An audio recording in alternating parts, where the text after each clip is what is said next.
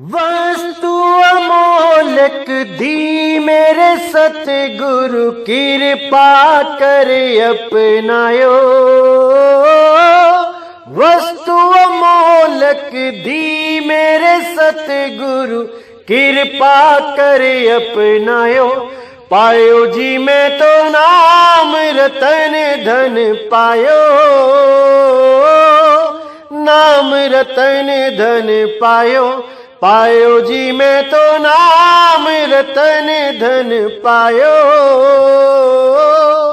नाम रतन धन पायो।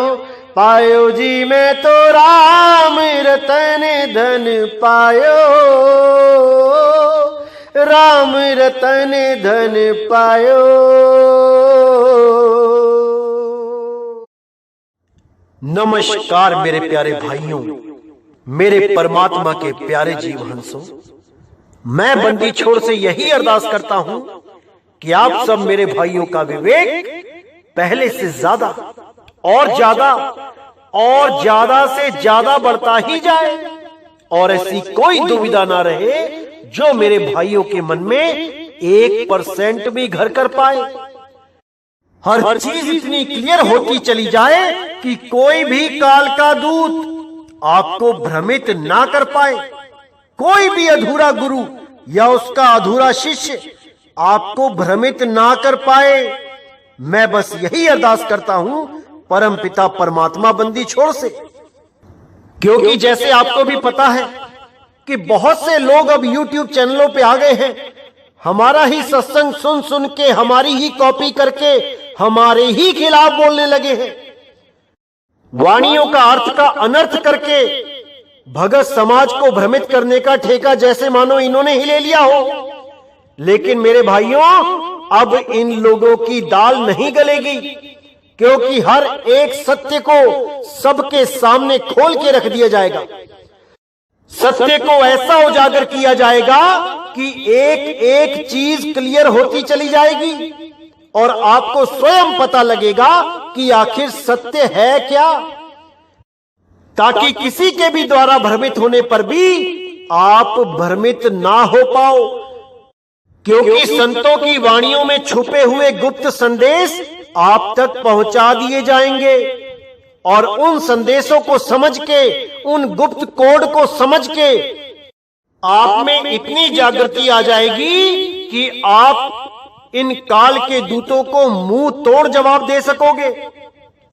इनकी लच्छेदार बातों में ना उलझ के इनको सत्य का सामना करवा पाओगे, क्योंकि आप भी सत्य से रूबरू हो चुके होंगे। इसीलिए मैं पूरा प्रयास करता हूं कि एक एक वाणी के, एक एक शब्द के, एक एक भाव को आपके सामने रख सकूं, ताकि आप केवल शब्दों को पढ़े ही ना, उनके भावों में उतर के उसकी गहराई को भी समझ पाएं कि कौन सी वाणी कहां के लिए बोली गई है, किस वाणी का क्या भाव है। उस भाव को भी आप अच्छी तरह समझ पाओ।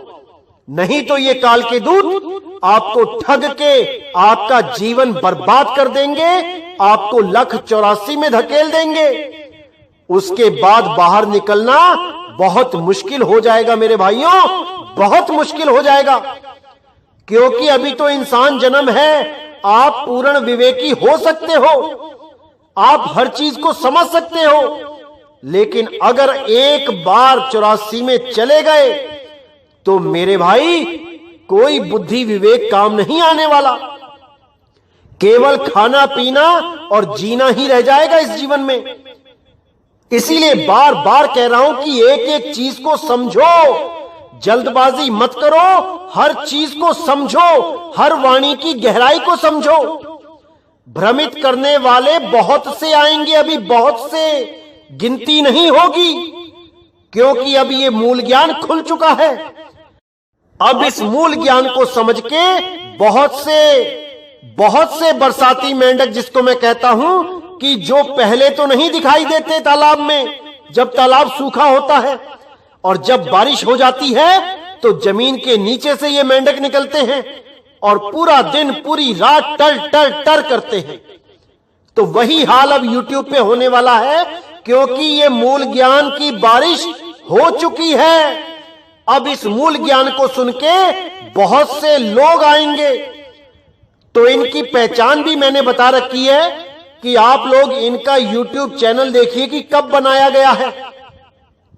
आप सन देखिए कौन से सन में बनाया गया है, और हमारे सत्संग से मिलते जुलते सत्संग कब करने शुरू किए इन्होंने, आप इसकी परख कीजिए।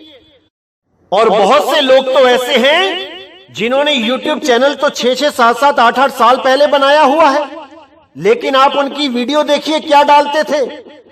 कोई मूर्तियों की पूजा करना, कोई कुछ कर्म कांड करना, यही सब कुछ डालते डालते जब हमारा सत्संग इनके कानों में पड़ गया, तब देखिए कैसे इन्होंने यू टर्न लेके ट्रैक ही चेंज कर दिया।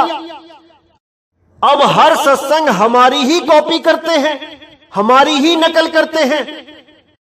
ऐसे लोगों से सावधान रहना है मेरे भाइयों, पूरा सावधान रहना है। इन लोगों से पूछो, इनकी परख करो, इनसे पूछो कि पहले क्यों नहीं किया ऐसा सत्संग। आज कैसे याद आ गया इनको कि सार शब्द भी कोई चीज है। अब हर सत्संग सार शब्द पे ही डालते हैं, और 6 साल पहले, 8 साल पहले कुछ भी नहीं डालते थे, सार शब्द का अता पता भी नहीं था। लेकिन आज हमारे सत्संग सुन सुन के सबको सार शब्द याद आ रहा है, और सबके सब गुरु बन के बैठ गए हैं। मेरे भाइयों, पूरी परख करना है। आपको इंसान जन्म मिला है, ऐसे ही धोखे में मत गवा देना। ये लोग केवल भ्रमित करने आए हैं, ये लोग केवल गुमराह करने आए हैं, लेकिन आपने गुमराह नहीं होना है। मैं तो हैरान होता हूं, कुछ लोग तो ऐसे हैं कि अपने YouTube चैनल पे सार शब्द की धुन तक चला देते हैं, कहते हैं यही सार शब्द की धुन है। शर्म आनी चाहिए ऐसे लोगों को, जो ऐसे जीवों को भरमाते हैं, जो बेचारे परमात्मा की खोज में व्याकुल हैं, तरस रहे हैं। उनको ऐसा गुमराह करते हैं ये लोग कि इनको परमात्मा कभी माफ नहीं करेगा। आइए सुनते हैं कैसी धुनें चलाते हैं ये लोग मोबाइल पे, और कहते हैं यही सार शब्द है। हैरानी होती है मुझे इन लोगों पे। आइए सुनते हैं।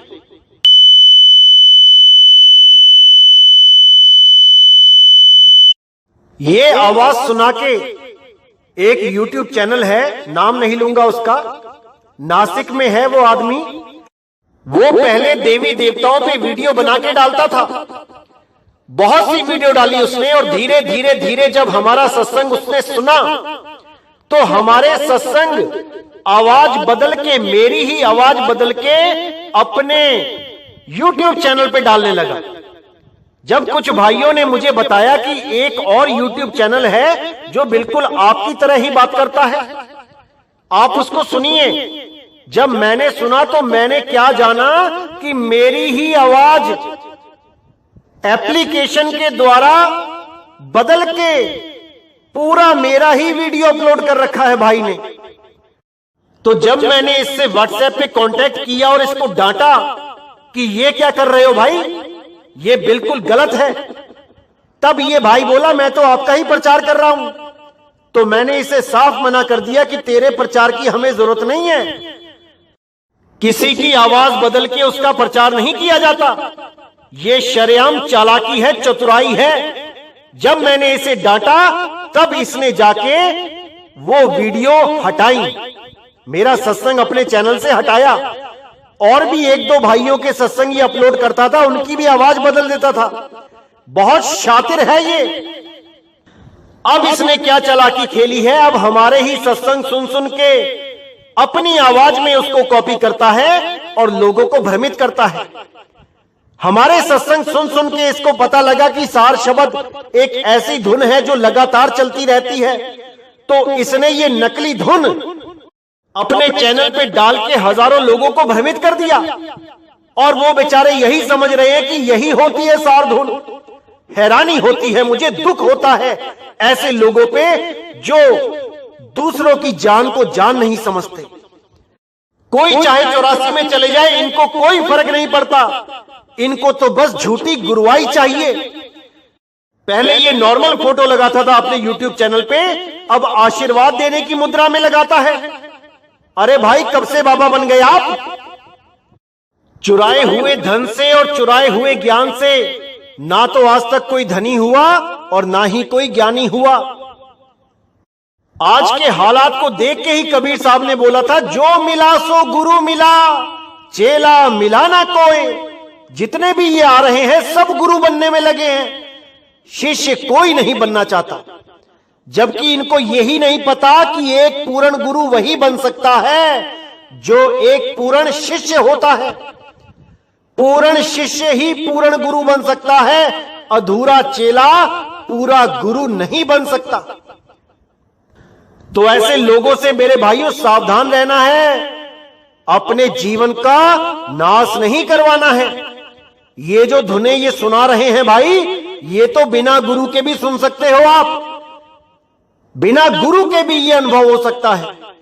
लेकिन जो सार शब्द है वो बिना गुरु के प्राप्त नहीं हो सकता, क्योंकि उसका भेद ये नकली अधूरे गुरु नहीं जान सकते। उसका भेद कोई पूर्ण संत ही जानेगा। तो मेरे भाइयों, आज आपको उस दरवाजे के बारे में बताया जाएगा जिसको कबीर साहब ने, नानक साहब ने, गरीबदास जी महाराज ने, धर्मदास जी महाराज ने, भीखा जी ने, पलटू जी ने, नाभा जी ने, नामदेव जी ने उसे मुक्ति द्वार का नाम दिया है। और वो मुक्ति द्वार कैसा है, आज सत्संग के माध्यम से आपको हर चीज क्लियर कर दी जाएगी। तो आज हम वाणी लेंगे श्री गुरु ग्रंथ साहिब से। बहुत प्यारी वाणी है, बहुत प्यारी, बहुत अनुभव वाली वाणी है। इसको अच्छी तरह समझना है, पूरा विवेक लगा देना है, एक एक शब्द की गहराई में उतरना है। तब आप समझ पाओगे कि आखिर करना क्या है, मुक्ति कैसे मिलेगी, मुक्ति का द्वार क्या होता है। आज आपने सत्संग के माध्यम से हर चीज को समझना है मेरे भाइयों, हर चीज को समझना है। तो क्या कहती है वाणी? सो जप सो तप जी सतगुरु पावे, सतगुरु के पाणे वडियाई पावे। नानक आप छोड़ गुर माही समावे। यानी कि जो मेरे सतगुरु को भाता है वही मेरा जप है, वही मेरा तप है। मुझे और कुछ करने की जरूरत नहीं है, बस सतगुरु के पाणे को समझना है, सतगुरु के हुक्म को जानना है कि हुक्म है क्या। और जब हुक्म समझ में आ जाए उसके बाद जो गुरु विधि देता है वो विधि ही मेरा जप है, मेरा तप है। मुझे एक्स्ट्रा कुछ करने की जरूरत नहीं है। सतगुरु के भाणे वडियाई पावे, नानक आप छोड़ गुरु माही समावे। यानी सतगुरु के भाणे वडियाई पावे, यानी जो सतगुरु की मौज में रहना सीख जाता है, जो दुख में दुख नहीं मानता, सुख को सुख नहीं मानता, जो दोनों ही अवस्थाओं में सम रहता है, एक रहता है, परमात्मा की उस पे रजा होती है, उस पे मेहर होती है, उस पे दया होती है। नानक आप छोड़ गुरु माही समावे, यानी अपने अज्ञान को त्याग के, यानी जो भी वो अपने आप को मान बैठा है कि मैं शरीर हूं, मैं मन हूं, मैं माया हूं, मैं 3 गुण हूं, मैं 5 तत्व हूं, 25 प्रकृति हूं, जो कुछ भी अज्ञान उसने अपने अंदर भरा हुआ है उसको त्यागे और उसको छोड़ के गुर माही समावे। उस सार शब्द परमपिता परमात्मा में एक मेक हो जाए, अपनी सूरत को उस शब्द में लगाए और बाकी जितना भी जंजाल है वो सब त्याग दे। ये जितना भी जप तप व्रत तीर्थ मूरत जो कुछ भी है, जितना भी कर्म कांड है, सबको त्याग दे और केवल शब्द गुरु में अपनी सूरत को लगाए और उसी शब्द गुरु में समा जाए। नानक आप छोड़ गुरु माही समावे। कैसे समाएंगे? साहिब कहते हैं, सूरत समाए शब्द में वाको काल न खाए। उस शब्द में सूरत को समाना है, और वो शब्द कहां है? क्या वो इस देही में है? क्या वो आज्ञा चक्कर पे है? क्या वो सहस्रार चक्कर पे है? क्या वो कंठ चक्कर पे है? क्या वो हृदय चक्कर में है, या नाभि या मूल द्वार में है? नहीं मेरे भाई, नहीं। वो विदेही है, वो देही में नहीं है। इस देही में नहीं उलझना है।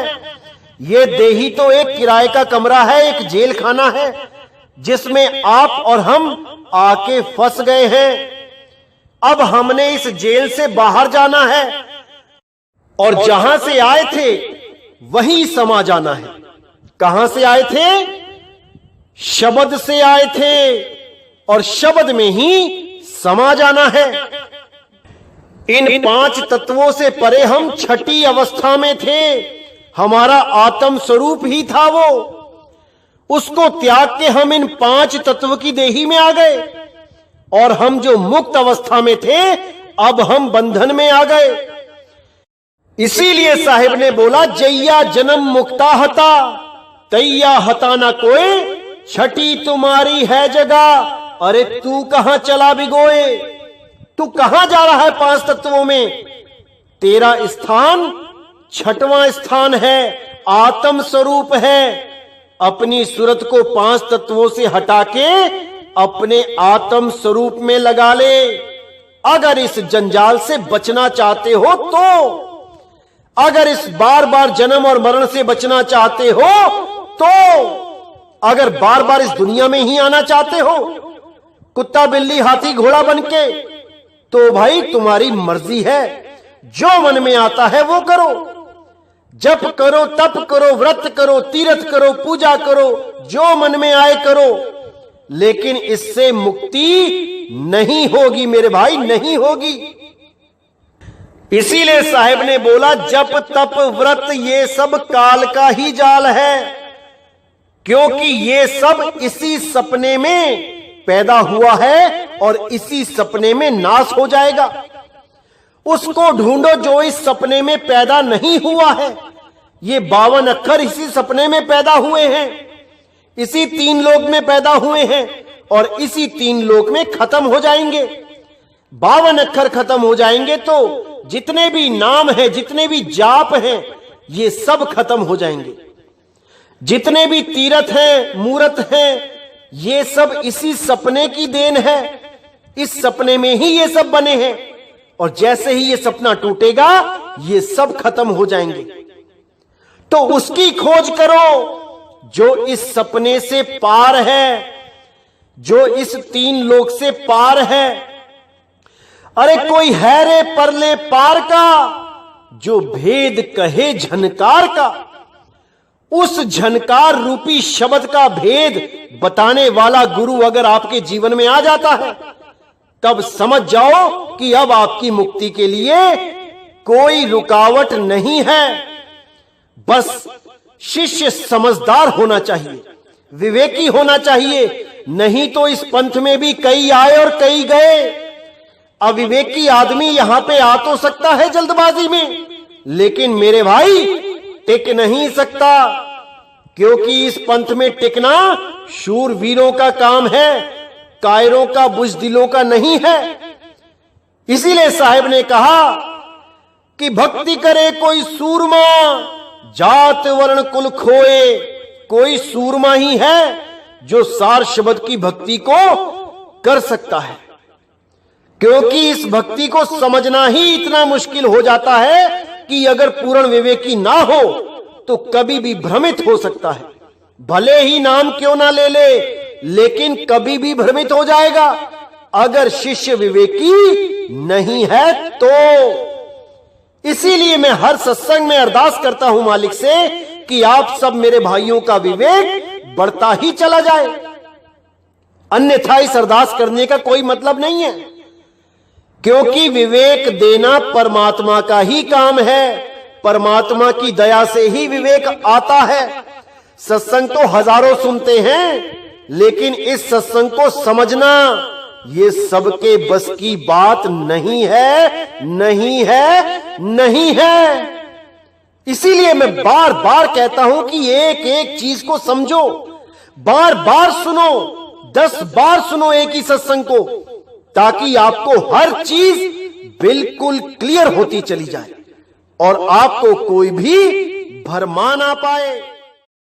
तो आगे कहते हैं, गुर की सिख को बिरला लेवे, नानक जिस आप वडियाई देवे। यानी गुरु की सच्ची शिक्षा को कोई बिरला ही लेता है, ये सबकी समझ में नहीं आती। इसीलिए साहिब ने बोला, लाखन में कोई समझ ना पई है, कोटि मध्य जानेंगे। कहे कबीर सुनो रे साधो, हमें बिरले हंस पहचानेंगे। लाखों करोड़ों में कोई बिरला हंस होगा जो उस मालिक को पहचान जाता है कि वो कौन है जो हमें बचाने आया है। बाकी सब के सब उनको एक आम जीव ही समझते रहते हैं। उनको पता ही नहीं चल पाता सारी उम्र कि वो बंदी छोड़ कौन है जिसको हम सतगुरु कहते हैं, जो सब संतों को मिलके उनको अगम का रास्ता देते हैं, जो उनको मुक्ति का मार्ग बताते हैं। कोई नहीं समझ पाता उनको। तो यहां बोलते हैं, गुर की सिख को बिरला लेवे, नानक जिस आप वडियाई देवे। यानी वो परमात्मा जिस पर दया करके खुद उसको वडियाई देता है, वही जीव उस मालिक को समझ पाता है। ये सबके बस की बात नहीं है उस मालिक के बारे में जानना। इसीलिए अज्ञान में रह के माया के जाल में फंसे रह जाते हैं, इस मोह के जाल में फंसे रह जाते हैं। इसीलिए साहिब ने बोला, कासे कहूं सब जग अंधा, खेवनहार के गले में फंदा। आज जितने भी ये खेवनहार बन के बैठे हैं, ये जितने भी गुरु बन के बैठे हैं, इन सब के गले में माया ने फंदा लगा रखा है, लेकिन वो किसी को दिखाई नहीं दे रहा। कैसा फंदा है? एक मोटी माया का फंदा और एक झीनी माया का फंदा। मोटी माया में क्या है? ये मां बाप, भाई बहन, बेटा बेटी, जमाई भतीजे भांजे, ये पोते परपोते, जो गुरु अपने रिश्तेदारी में ही गद्दियां चला रहे हैं।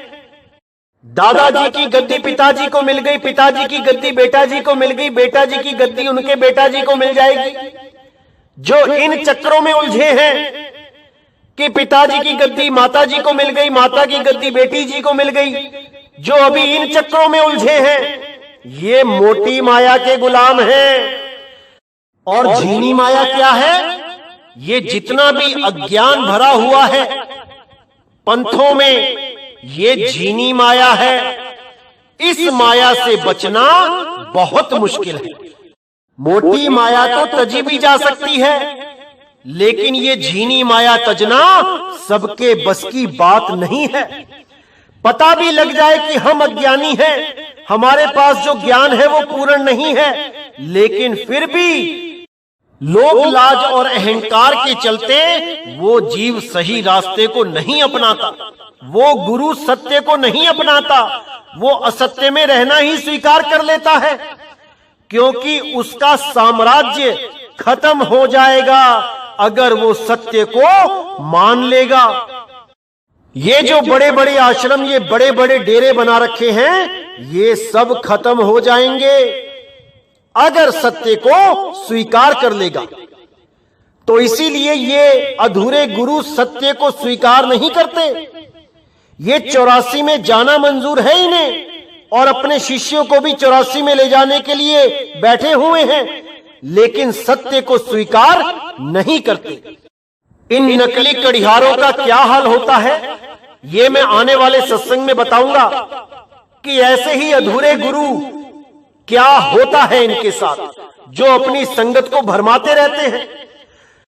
कोई एक नाम जपवाने में लगा है, कोई 2 नाम जपवाने में लगा है, कोई 3, कोई 4, कोई 5, कोई 7, कोई 10, अरे कबीर साहब कहते कोटि नाम संसार में, इनसे मुक्ति ना होए, और गुप्त नाम सतपुरुष का, वो पावे बिरला कोई। वो नाम कोई बिरला ही समझ पाता है, बाकी तो सब ये 52 अक्षरी नाम ही जपते रह जाते हैं और अपना अनमोल जीवन बर्बाद कर लेते हैं। इसीलिए साहिब ने बोला, जो नर पड़े 52 के फेरा, सो नर जानो काल के चेहरा। जो भी गुरु और जो भी शिष्य 52 के जाल में उलझे हैं, 52 अक्षरों का ही जाप कर रहे हैं, वो जान लो कि वो काल के ही मुंह में जाने वाले हैं, उन्हें कोई नहीं बचा सकता। अरे जब टूटे 52 का डोरा, सहजे छूटे काल झकोरा, फिर नहीं आए फिर नहीं जाए, सार शब्द में रहे समाए। वो शब्द गुरु में रहे समाए, वो शब्द गुरु में समाएगा, सदा सदा के लिए मुक्त हो जाएगा, उसको कोई दोबारा जन्म मरण में लाने वाला नहीं है। और जो लोग शब्द गुरु के नाम पे यानी निशब्द साधना के नाम पे गुमराह करते हैं लोगों को कि मुझ पे आत्मा की कृपा हो गई और मुझे निशब्द का ज्ञान हो गया, और वो YouTube चैनल बना के आपको निशब्द का ज्ञान समझा रहा है, जो खुद 9-10 साल सतलोक जाना है करता रहा, हमारे समझाने पर जिसको थोड़ी सी बुद्धि आई, विवेक आया कि सतलोक नहीं जाना है, अकय अनामी लोक नहीं जाना है, आज वो हमें बताता है कि निशब्द साधना कैसे करनी है, हमसे सीखो। जो 6 महीने तक हमसे ज्ञान समझ के इस लायक हुआ कि सतलोक के चक्कर से बाहर आ जाए, वो हमें बताता है कि तुम्हें नहीं पता निशब्द साधना क्या है। हैरानी होती है मुझे ऐसे लोगों से बात करके भी। अपने ही सत्संगों में वो कहते हैं कि आत्मा को कोई नहीं जान सकता, आत्मा जानने से परे है, इसको मन नहीं जान सकता, इसको इंद्रियां नहीं जान सकती, इसको सूरत नहीं जान सकती, इसको शरीर नहीं जान सकता, इसको सूक्ष्म शरीर नहीं जान सकता, इसको सूक्ष्म मन नहीं जान सकता। अरे भाई, तो तुमने कैसे जान लिया? तुम्हें कैसे पता लग गया कि आत्मा नाम की कोई चीज है? केवल किताबों में से देख के समझ में आ गया? जब आत्मा का बोध ही नहीं होता किसी को, तो तुम्हें बोध कैसे हो गया? तुम पे कृपा कैसे हो गई? और अगर कृपा हुई भी तो हुई किस पे? तुम्हारे मन पे हुई कि तुम्हारे तन पे हुई कि तुम्हारी चेतना पे हुई? किस पे हुई? क्योंकि तुमने ही सत्संग में बोला है कि आत्मा को कोई जान ही नहीं सकता। तो कृपा हुई किस पे? जिसने जान लिया उसको।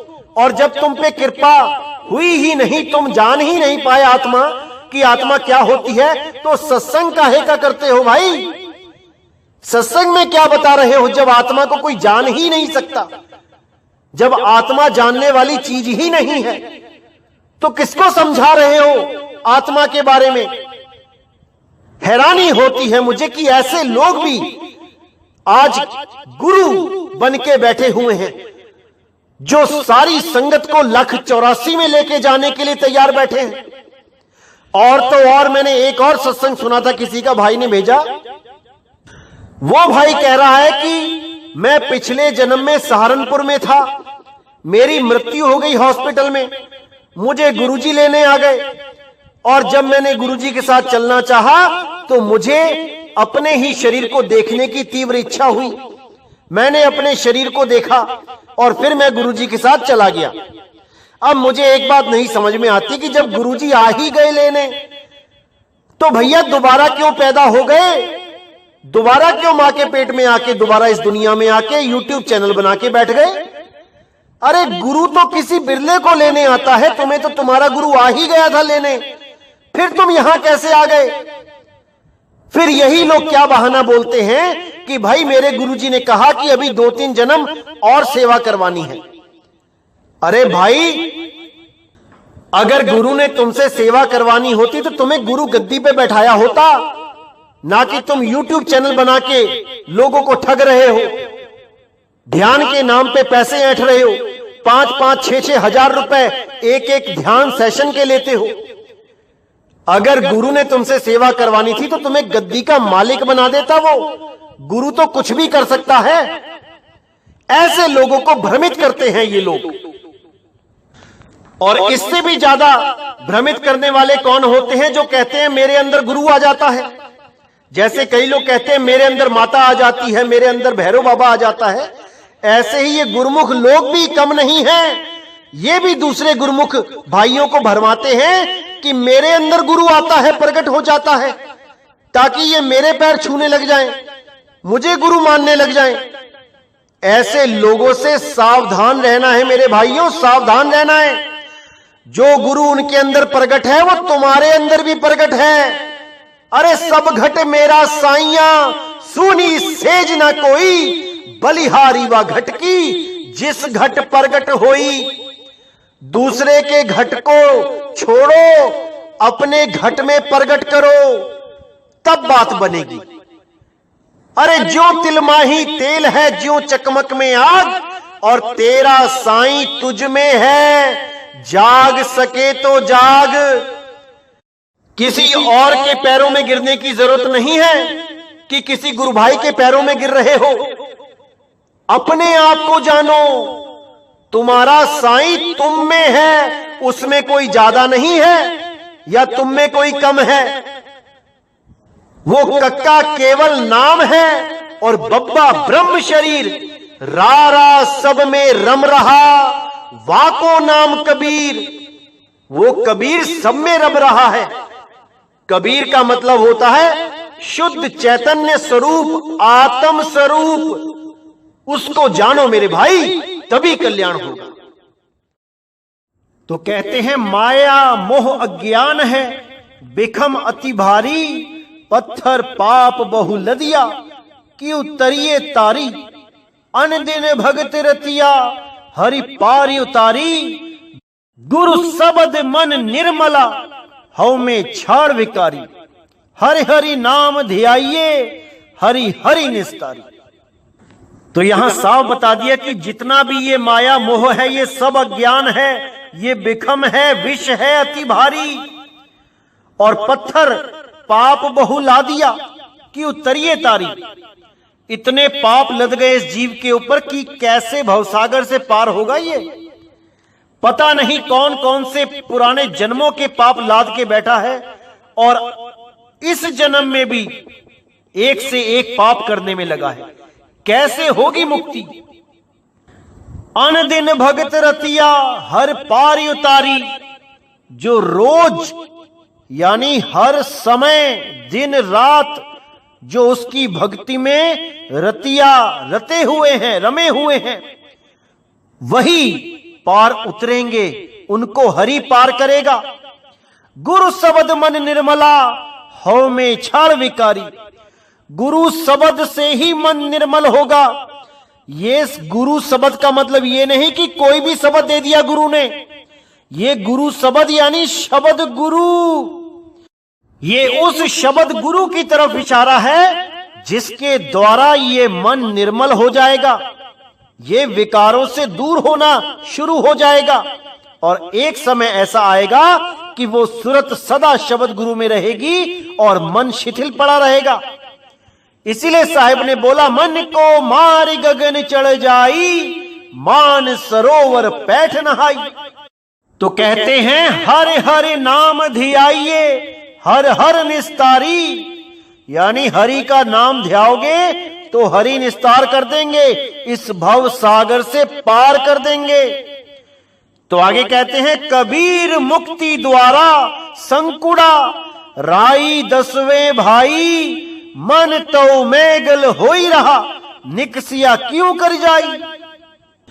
अब यहां पर बहुत गुप्त भेद है मेरे भाइयों। जितना विवेक है यही लगाना है आपने, हर चीज क्लियर हो जाएगी क्या कहना चाहती है साहिब की वाणी। कबीर मुक्ति द्वारा संकुड़ा, राई दसवें भाई। यानी जब हम इस शरीर को त्यागेंगे तब जो हमारा दरवाजा है इस देह को त्यागने का, जहां से हम निकलेंगे, क्योंकि त्यागना तो सबको पड़ेगा, कोई इस गलत फहमी में ना रहे कि अगर मैं शरीर के अंदर ध्यान लगा रहा हूं, चाहे वो कहीं लगा रहा हो, चाहे त्रिकुटी में लगा रहा हो, चाहे नाभि में लगा रहा हो, चाहे श्वासों में लगा रहा है, चाहे हृदय में ध्यान लगा रहा है, या वैसे ही सोच के बैठा है कि मैं एक आत्मा हूं, मैं एक आत्मा हूं, भले कुछ भी करे, इस शरीर को छोड़ना ही पड़ेगा। चाहे कोई ये सोच के बैठा रहे कि मैं तो निशब्द साधना करता हूं, मेरी तो देह खत्म हो जाएगी, तत्व गिर जाएंगे, सूक्ष्म मन गिर जाएगा, स्थूल मन गिर जाएगा, सब कुछ गिर जाएगा। अरे भाई, तब भी शरीर छोड़ना पड़ेगा। कहां जाओगे? या तो 9 द्वारों से निकलोगे, या 10वें द्वार से निकलोगे योगियों की तरह, या फिर एकादश खिड़की में स्थित हो जाओगे, यानी शब्द गुरु में सुरत को रमा लोगे। इसके अलावा और कोई रास्ता नहीं है, कोई रास्ता नहीं है। तो उसी के लिए साहब बोल रहे हैं, कबीर मुक्ति द्वारा संकुड़ा राई 10वें भाई, यानी वो मुक्ति का दरवाजा बहुत सूक्ष्म है। राई का, यानी एक राई जो दाना होता है राई का, उसका भी 10वां भाग इतना ज्यादा सूक्ष्म है।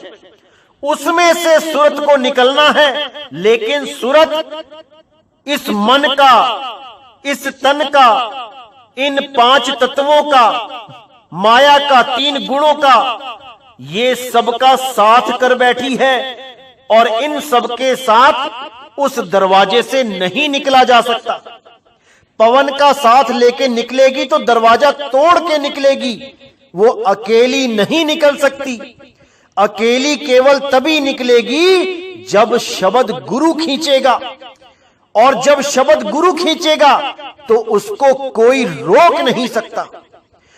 इसीलिए बोला गया, तोड़ी ना टूटे, छोड़ी ना छूटे, ऐसी मादो खींच तनी, मऊ लालन से प्रीत बनी। जब वो लालन खींचेगा तब सारे तत्व यहीं रह जाएंगे, ये वायु तत्व भी यहीं रह जाएगा। प्राणों से भी अलग आपकी एक हस्ती होगी, और वो होगी शुद्ध स्वरूप सुरती। जब वो सुरत शुद्ध रूप में सब तत्वों को त्याग के अपने शब्द गुरु में रमण करेगी, तब ही उसकी मुक्ति होगी। अरे जाप मरे अजपा मरे अनहद हु मर जाए, सुरत समाए शब्द में वाको काल न खाए। वो सुरत को शब्द में लगा लेना है, उसके बाद ये काल ये जन्म मरण में नहीं डाल पाएगा। ये मन और माया की दुनिया को सदा के लिए छोड़ के चले जाओगे, मुक्त हो जाओगे। तो उसी दरवाजे का ज्ञान यहां पे दिया जा रहा है कबीर साहब के द्वारा, कि कैसे होगी मुक्ति, कैसे मिलेगा मुक्ति का द्वार। क्योंकि बहुत से लोग भ्रमित करने में लगे हैं कि मुक्ति का द्वार हृदय है, हृदय चक्र में ध्यान लगाना है, हृदय में ध्यान लगाना है, छाती के नीचे ध्यान लगाना है, पेट से ऊपर ध्यान लगाना है, पता नहीं क्या क्या बताते हैं लोग। जबकि गुरु ग्रंथ साहब में स्पष्ट बता दिया गया है कि मुक्ति द्वारा संकुड़ा राई 10वें भाई, मन तो मैगल हुई रहा, निकसिया क्यों कर जाई। ऐसा सतगुरु जे मिले, तुठा करे पसाओ, मुक्ति द्वारा मोकला, सहजे आवो जाओ। अब यहां पे साहिब कह रहे हैं कि अगर तुम्हें ऐसा सतगुरु मिल जाए जो उस मुक्ति द्वार का भेद बता दे, जिसका राई से भी 10वां हिस्सा इतना सूक्ष्म है जो द्वार, उसका भेद बता दे और उसमें से जाने की विधि बता दे कि कैसे जाया जाए, और उस भेद को जानकर जब आप अभ्यास करने लग जाओ, तब उसकी दया से मुक्ति द्वार मोकला, सहजे आओ जाओ।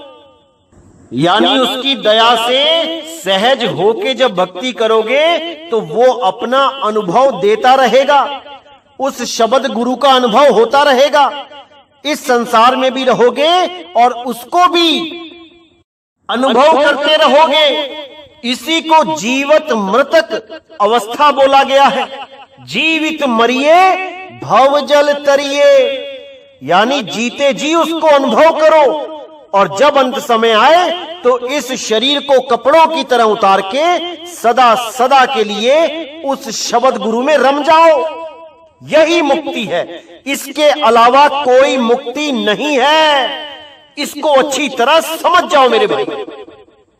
यही बात नानक साहब भी कहते हैं, नानक मुक्ति द्वारा अति नीका, नाना होई सुजाई, हऊ में मन स्थूल है, क्यों करे विच दे जाई।